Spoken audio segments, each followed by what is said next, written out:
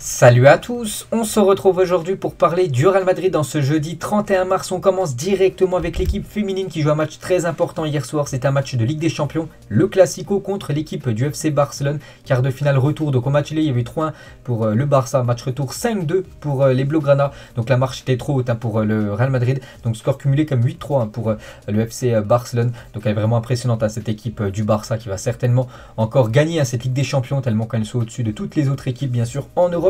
Dans le foot féminin, donc pourtant le Real Madrid a essayé d'exister, surtout essayé de gêner cette équipe Blaugrana, mais voilà, le FC Barcelone était tout simplement supérieur. Voilà, des fois il faut le dire, voilà, les Blaugrana étaient supérieurs aux joueuses du Real, mais elles sortent voilà, de la Ligue des Champions avec les honneurs, bien sûr, cette équipe madrilène. Et pourtant dans le match, elles ont quand même fait douter ces joueuses du FC Barcelone, parce qu'à la 48e minute, le Real Madrid menait 2-1. N'oubliez pas qu'il y avait eu 3-1 pour le Barça au match aller, donc elles n'étaient plus qu'un but de revenir à ex-aequo en gros. Mais du coup après les Blaugrana ont passé on va dire la seconde, puis après voilà, elles ont réussi à renverser le match, à gagner cette rencontre. Mais bon voilà, ça reste bien sûr une très belle expérience pour les joueuses du Real Madrid. Voilà quelques photos, donc tout d'abord le 11 de départ côté Real Madrid, donc une buteuse bien sûr, Claudia Zornoza, voilà une joueuse. Bon, je suis très peu les gars, je vous cache pas le football féminin, mais bien sûr voilà, vu que c'est un épisode consacré au Real, on parle de toutes les catégories, on parle souvent beaucoup des hommes, et bien sûr quand il y a un gros match comme ça dans le foot féminin pour les femmes, bien on en parle bien sûr. Donc voilà quelques autres photos du Camp Nou hier, il y avait beaucoup de monde, donc déjà voilà voilà ce match hier bien sûr entre les joueuses de Blaugrana et les joueuses du Real Madrid. Et vraiment hier c'est un événement, pourquoi? Parce qu'il y avait beaucoup de monde du côté du Camp Nou, et voilà, donc il y avait plus de 91 553 supporters du côté du Camp Nou. Donc ce match restera pour l'instant aggravé dans l'histoire du foot féminin. Voilà, ce Barça Real Madrid avec cette influence mondiale, c'est tout simplement historique. Le nombre de supporters qui ont assisté à ce match, on peut voir que ça fait la une journal Marca, ça fait la une aussi du journal Modo Deportivo par rapport à ce chiffre de plus de 91 000 supporters du côté du Camp Nou pour soutenir les joueuses du FC Barcelone. Mais bien sûr l'adversaire était le Real Madrid. Donc voilà, une petite info concernant les joueuses du Real. Donc cette fois-ci on va passer aux hommes et on va parler voilà du prochain match du Real Madrid, vu que là c'était la trêve internationale. Donc pendant 2 semaines on n'a pas vu le Real Madrid, mais le Real Madrid ça revient, c'est imminent. Le prochain match les gars c'est après-demain, c'est le 2 avril, c'est un déplacement du côté du Celta Vigo, c'est un match de Liga, un déplacement, ensuite un autre déplacement la semaine prochaine contre l'équipe de Chelsea. Donc là ça y est, les choses sérieuses arrivent du côté du Real Madrid, et les joueurs du Real Madrid continuent de préparer le match contre le Celta Vigo. Donc Alaba fait son retour de sélection, Benzema et Mendy se sont exercés sur le terrain de manière individuelle, donc comme d'habitude bien sûr. Quand il y a l'entraînement du jour, je vous propose les photos de l'entraînement. On peut voir Ferland Mendy, on peut voir aussi Karim Benzema, on peut voir Nacho, voilà, en plus avec les deux autres français. Donc de nouveau Karim Benzema, Kamavinga qui a fait des belles prestations là, avec l'équipe de France Esport lors de ce rassemblement avec les Bleus. On peut voir aussi Vasquez, on peut voir Marco Asensio, David Alaba qui était de retour. La même chose pour Vini Junior, lui aussi de retour depuis quand même début de semaine, depuis lundi, vu qu'il n'a pas pu jouer ce match contre la Bolivie. Pour la sélection brésilienne, Ceballos qu'on parlera tout à l'heure, Valero, on peut voir aussi Carvajal ou même Alaba sur cette photo, Mariano Diaz, l'attaquant de cette équipe madrilène, Marcelo.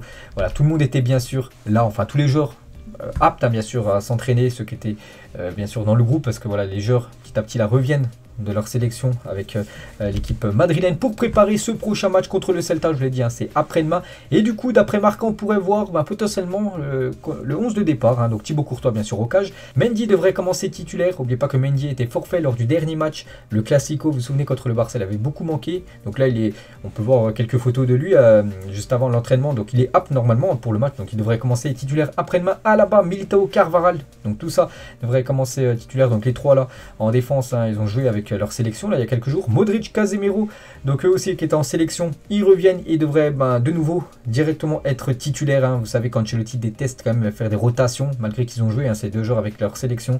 Voilà, Ancelotti compte sur ces 2 joueurs, ces 2 joueurs cadres, et il les mettra certainement titulaires avec Toni Kroos, lui qui n'a pas joué avec la Mannschaft. N'oubliez pas qu'il a pris sa retraite internationale, donc lui aussi devrait commencer titulaire. Et devant Vini, Benzema, Rodrigo, le retour bien sûr de Karim Benzema, certainement titulaire. Voilà, on l'annonce titulaire vu qu'il a l'entraînement. Lui qui avait manqué énormément, beaucoup manqué au Real pour le Classico. Il devrait retourner dans ce 11 Et concernant les joueurs qui ont joué avec leur sélection nationale, donc quelques infos. Donc le Brésil s'est imposé 4-0. Donc Rodrigo, Eder, Militao ont joué de cette rencontre. Donc Luka Modric, les gars, il a joué 22 minutes. Donc il n'a pas commencé titulaire, tant mieux. Comme ça peut le faire un peu souffler parce qu'il enchaîne les matchs du côté du RAL avec l'équipe de la Croatie. Vu que c'est un match amical, donc le sélectionneur croate l'a fait rentrer en cours de jeu. Donc il a joué 20 minutes et il a marqué un but, les gars, un but sur penalty. Félicitations à Luka Modric. Donc il va arriver à pleine confiance pour ce match contre le Celta. Dans quelques jours, Gareth Bale qui avait été énorme lors de la demi-finale de barrage. Donc là, c'était un match amical qu'il a joué contre la République tchèque il y a quelques jours. Donc il a joué seulement une dizaine de minutes. Gareth Bale, à voir maintenant si Ancelotti va compter sur le joueur gallois. Voilà quelques photos de Gareth Bale lors du dernier rassemblement. Et Gareth Bale est dans la taux 28 sur FUT 22. Donc en gros, c'est les joueurs boostés. En gros, les joueurs qui ont réalisé des belles performances le week-end dernier. Donc lui, vous vous souvenez, il a marqué un doublé avec son équipe du Pays de Galles contre l'Autriche. Et du coup, il a reçu cette magnifique carte sur le jeu FIFA 22. Carvajal aussi devrait normalement commencer titulaire. On peut le voir avec la sélection espagnole. Donc lui aussi de retour aujourd'hui à l'entraînement.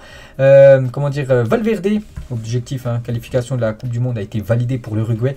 Donc une victoire 2-0 lors du dernier match. Il a été buteur. Il a joué tout le match, Fede Valverde. Et il a été buteur à la 90e minute de jeu. Félicitations. Au milieu madrilène, on peut voir sinon le nombre de minutes jouées par tous les joueurs qui sont partis lors de ces matchs nationaux, par exemple Jovic, il a joué 79 minutes, Carvajal 71, ou je sais pas, Vini Junior a joué 75 minutes lors du premier match vu qu'il était suspendu pour le deuxième match, un but. On peut voir par exemple que celui qui a le plus joué, les gars, c'est quand même Camavinga avec l'équipe de France Espoir, un but, une passe D, 149 minutes, donc il a joué quasiment les deux matchs entiers. Voilà, Eduardo Camavinga. Donc Fede Valverde aussi, il a joué 180 minutes, donc lui il a joué les deux matchs entiers.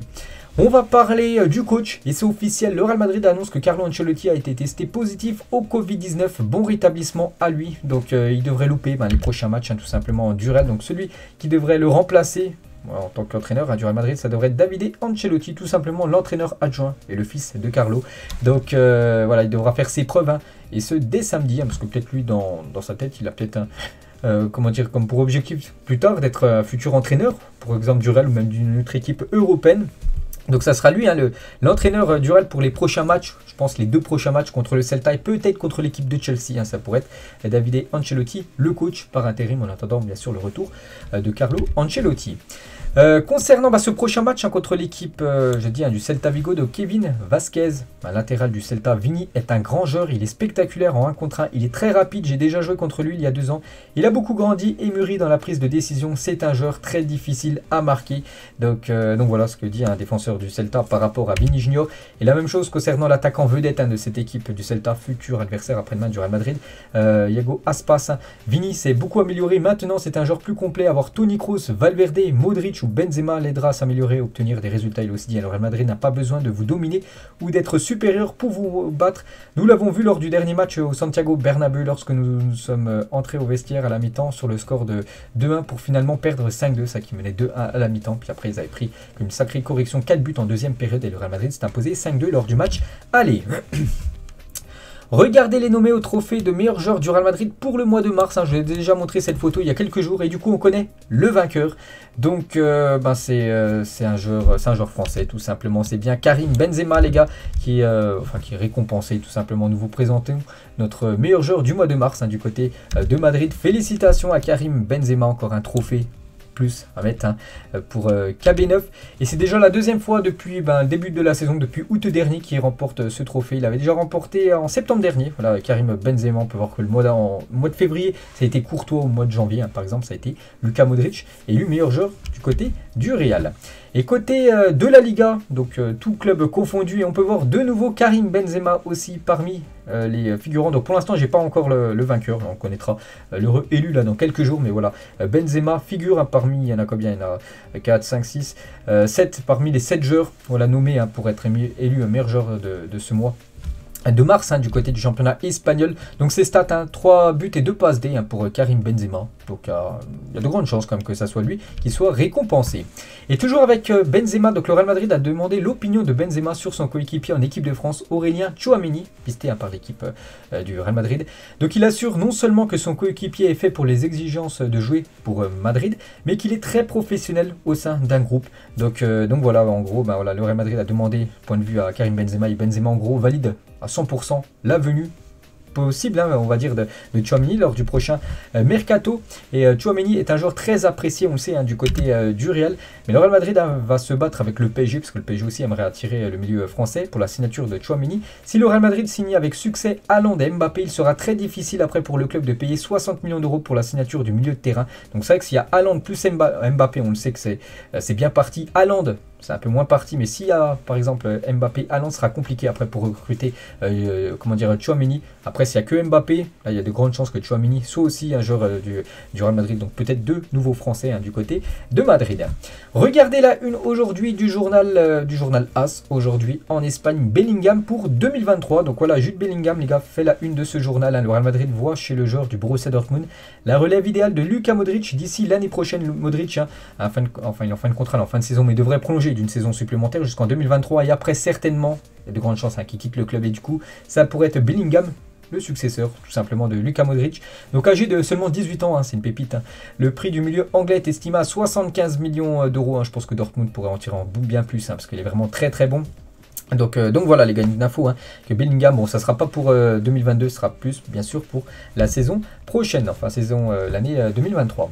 Toujours avec les pistes à côté Real Madrid, donc d'après Sport Bild, donc un journal très sérieux, très fiable les gars, ça équivaut en gros au journal L'équipe en France. Le Real Madrid est intéressé par Serge Gnabry dont le contrat s'achève en juin 2023, hein, l'année prochaine du côté du Bayern. Donc actuellement il est en pourparlers avec le Bayern, hein, pour prolonger, mais le problème bien sûr comme souvent voilà, lors des prolongations de contrat, c'est que le joueur veut plus d'argent, le club ne veut pas, c'est ce qui coince, voilà, ça coince un peu partout, on sait, hein. Souvent par exemple Dembélé, hein, du côté du Barça, c'est un peu le même souci, donc c'est la même chose pour Serge Gnabry, et du coup voilà, le Real Madrid pourrait sauter sur l'occasion, et David Alaba veut recruter pour le Real Madrid, parce que David Alaba connaît très bien Serge Gnabry, vu que les deux avant étaient ensemble dans la même équipe, hein. Et le Real Madrid s'intéresse à Serge Gnabry dans le contrat, je l'ai dit, prend fin en 2023, son ancien coéquipier David Alaba essaye de le convaincre tout simplement de rejoindre l'équipe madrilène, donc il est toujours en contact, hein, par exemple sur les réseaux sociaux, tout ça, donc il fait tout son possible, David Alaba, pour essayer de faire venir Serge Gnabry du côté de Madrid. Là aussi une piste à prendre au sérieux. Concernant les départs, donc le transfert de Ceballos, hein, il joue très peu au Betis Séville, est quasiment scellé, hein, pour cet été. Le Betis et le Real Madrid ont signé un accord pour 15 millions d'euros avec bonus inclus. Donc voilà les gars, Ceballos, bon, on sait qu'il n'a pas un avenir, il faut l'avouer, hein, du côté de Madrid, il devrait aller du côté du Betis Séville. Concernant Asensio, le Real Madrid et Marco Asensio ouvriront des pourparlers de renouvellement de contrat en avril. Si le joueur ne renouvelle pas, il sera vendu, parce qu'on n'oublie pas qu'il est en fin de contrat en 2023, l'année prochaine, bien que sa priorité soit de renouveler, hein, bien sûr du côté de Madrid. Donc là, c'est Milan et les Spurs, donc Tottenham, se sont renseignés pour lui cet été. Il ne manque donc pas de prétendants, donc voilà.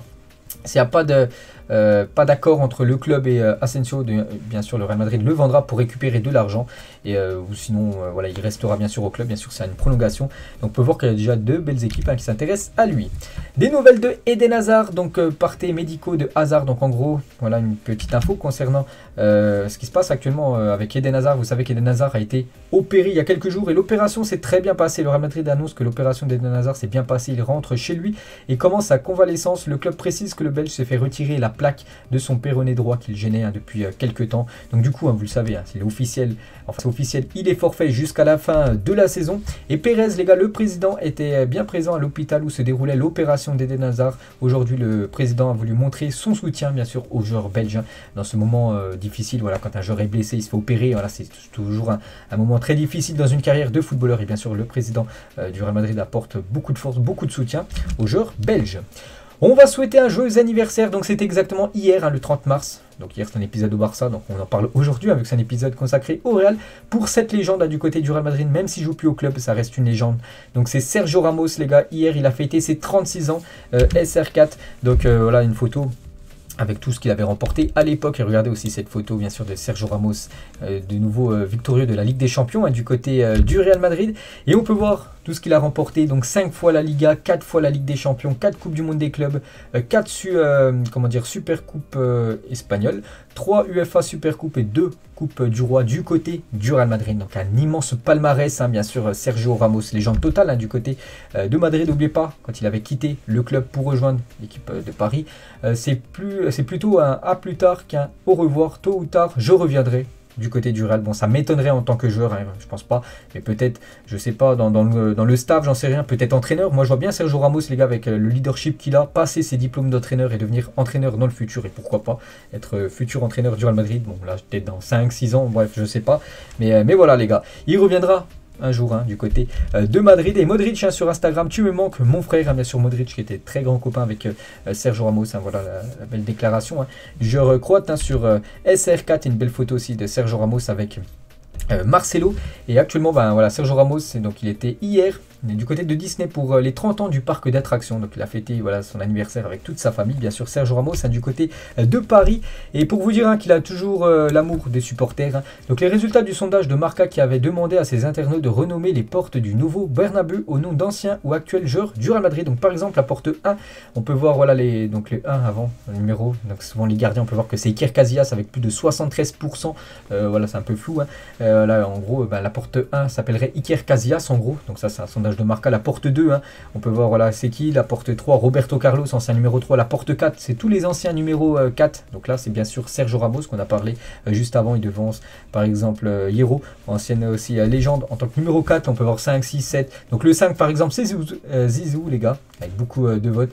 On peut voir Del Bosque en numéro 6. On peut voir Cristiano Ronaldo, la porte numéro 7, bien sûr, hein, avec tous les autres numéros 7. Pourtant, il y a eu quand même Butragueno, il y a eu des comme Raoul aussi, en gros, numéro 7, hein, du côté du Real. Donc voilà, enfin, il pense plus à Cristiano Ronaldo, hein, meilleur buteur comme de l'histoire du club, n'oubliez pas.